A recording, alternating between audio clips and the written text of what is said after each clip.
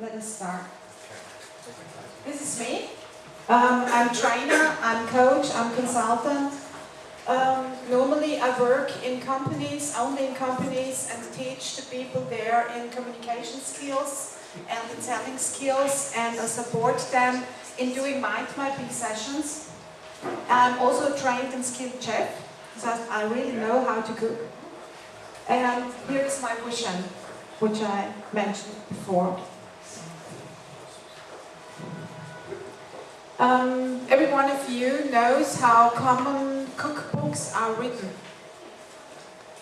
They are in a linear way. For me, they are really hard to read.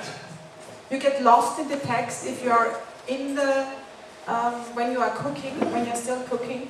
It's stressful because you always have to look where I am in the recipe. Sometimes they are really written in a complicated way so that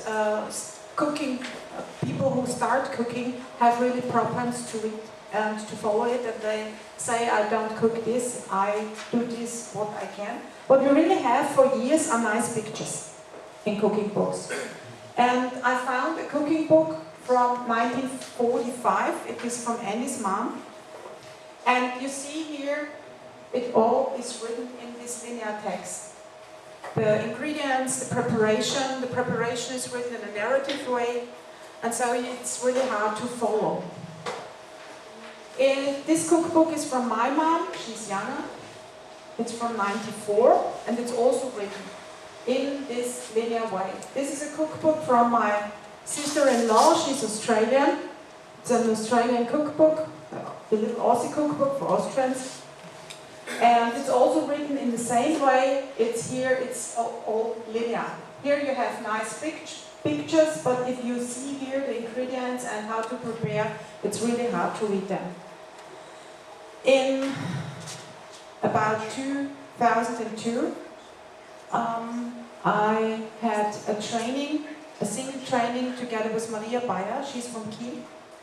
And she was my mentor, and she's still my trainer in mind mapping. And she taught me really how to do mind maps. And since then, I'm infected by this.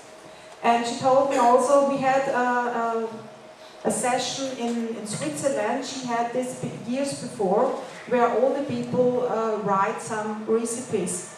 And this was why I said, why do we not start to write some recipes in the mind mapping way?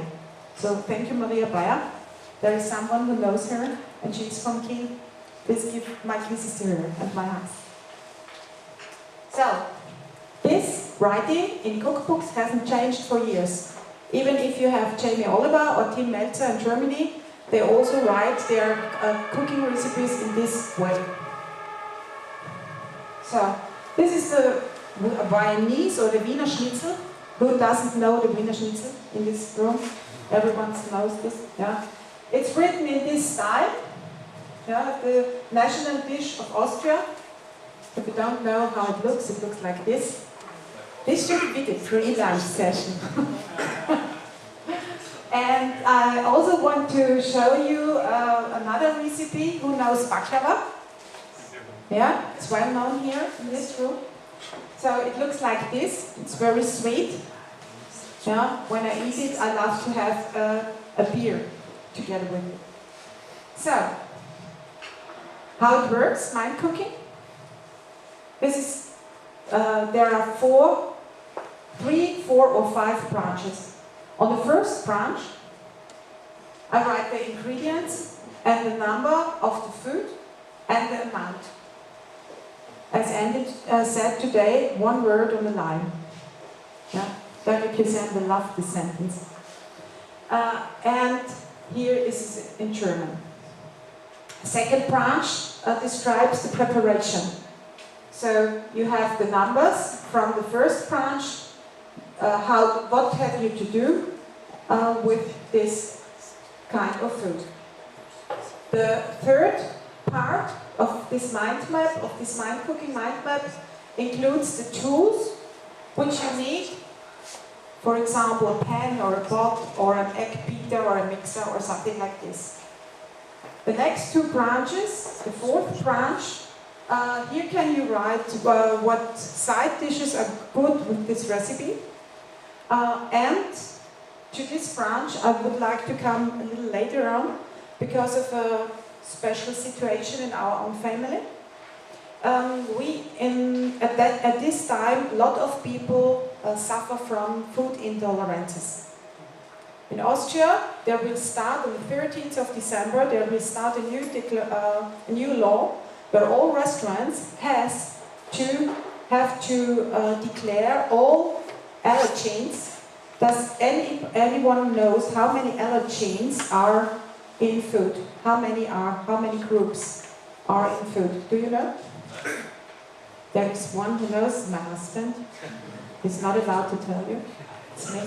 There are 14 different allergens that can produce allergies and that can produce food intolerances. I count the allergens in this food we had in the lunch season. We had about 3 or 4 of these allergens. They are in these, but I will come to this later on.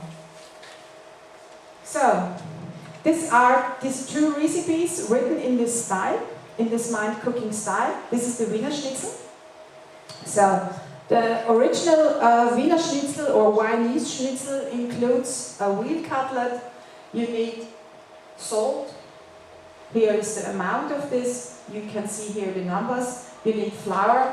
You need eggs, breadcrumbs. In Austria we call them Brösel. In Germany there is another German word for this.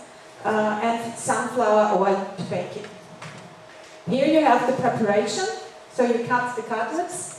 And this is all written in a narrative way normally, but here you can look at this recipe and you can cook at the same time. And it's very easy to follow this. Because you see, with the first thing you have to do this, and then you salt this one, then you have these 3 plates. This numbers comes from the 3rd branch. Then you move in number 6. It's written, it was the oil. And then you bake it until they're golden.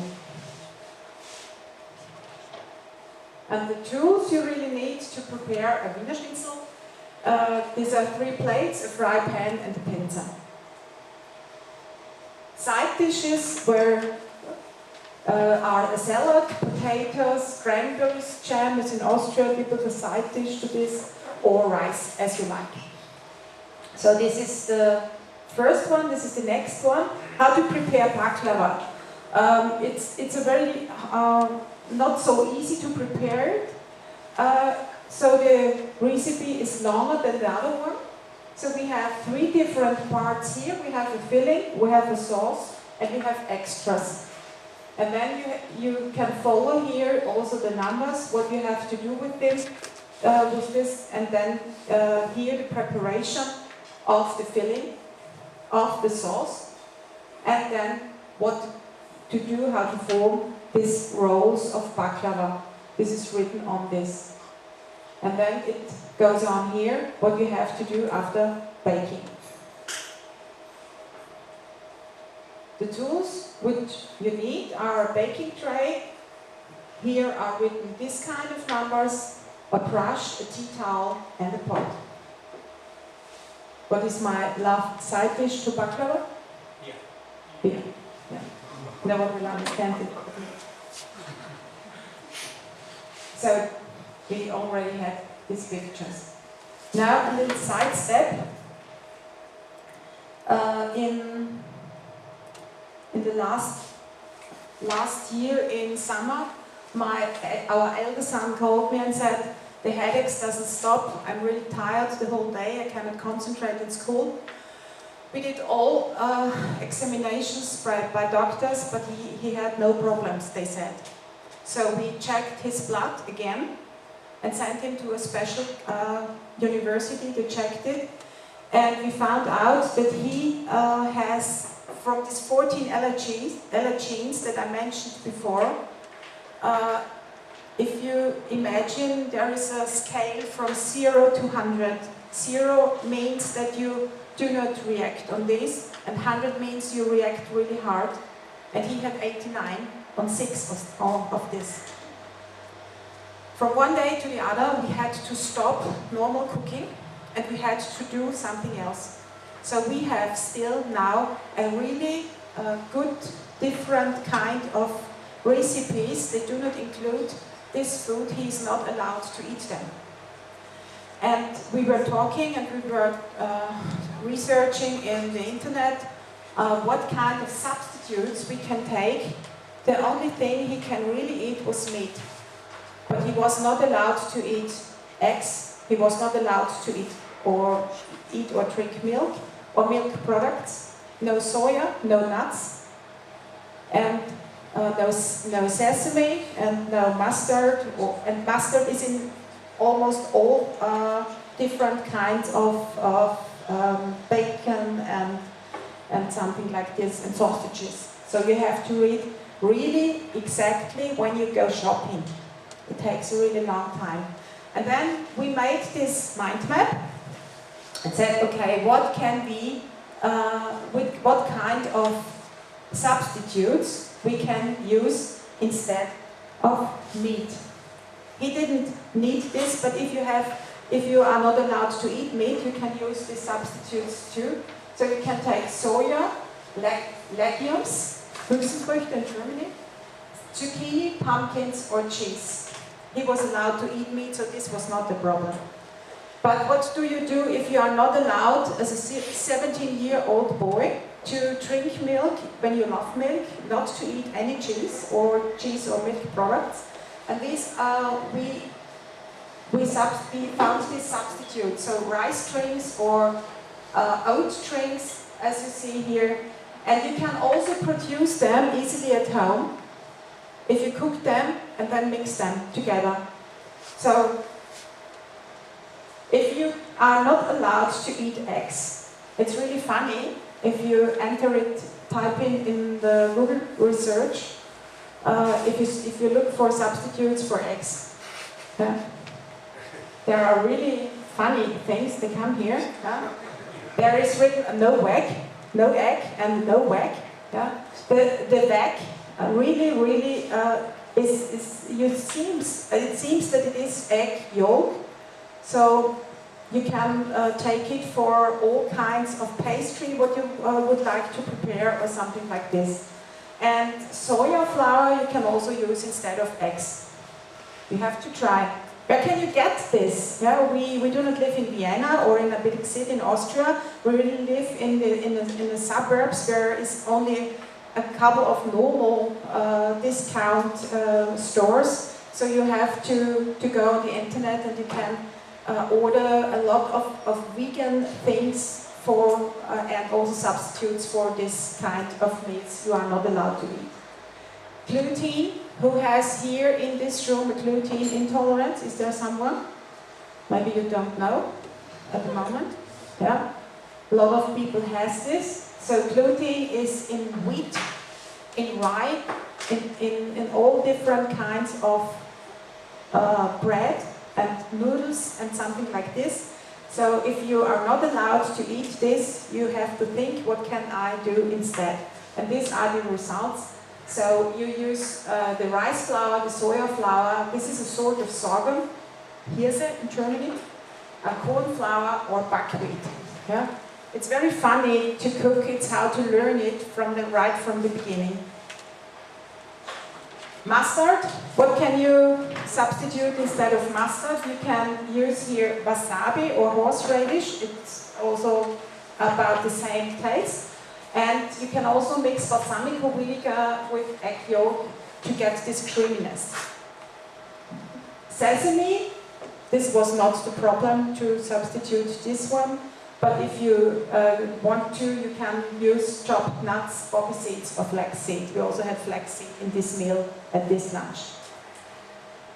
And there are a lot of people who plans for themselves to eat vegetarian sometimes or forever, or to eat only vegan. And I always told to my son, you are allowed to eat meat, but you are not allowed to eat egg and milk. So he was my vegan meat eater. And my intolerance was at the beginning not against the lactose in the milk. This is the sugar in the milk, But here, this is the casein, the lactic acid casein. There are also a lot of people who suffer from this intolerance. So if you have this problem, it can help you if you know how can you substitute. And what I will do now is to show you some of these allergens. Of these 14 allergens. So what do you think that we had in this meal, in this lunch today? What kind of allergens? Gluten. Mustard, yeah. Gluten. Gluten in the bread, yeah. Milk in the risotto. Cheese. Cheese, yeah, milk product. Celery, yeah, there was celery. Cacao. Chocolate. Chocolate is no allergen. No. But different kind of nuts can be. So we had, what I found out was we had some of gluten. We had sesame. Yeah. We had maybe mustard. We had celery and maybe soya, we don't know, and maybe eggs. Yeah? So in Austria, when they start this in December, that all restaurants have to declare this kind of what is in the food that I plan to eat. They have to instruct all the waiter and waitresses. So if one of the consumer asks for what is in this soup, what is in this meal, there must be at least one person in the restaurant that knows exactly about these allergens. So you can imagine what this map can help. So I heard that there is a platform called Biggerplate where I can put this map. I will do this after our meeting. And this was called the pre-lunch session. Now it was the post-lunch session. You already enjoyed your lunch. And if you have any questions, so please do not hesitate to ask me. Thank you.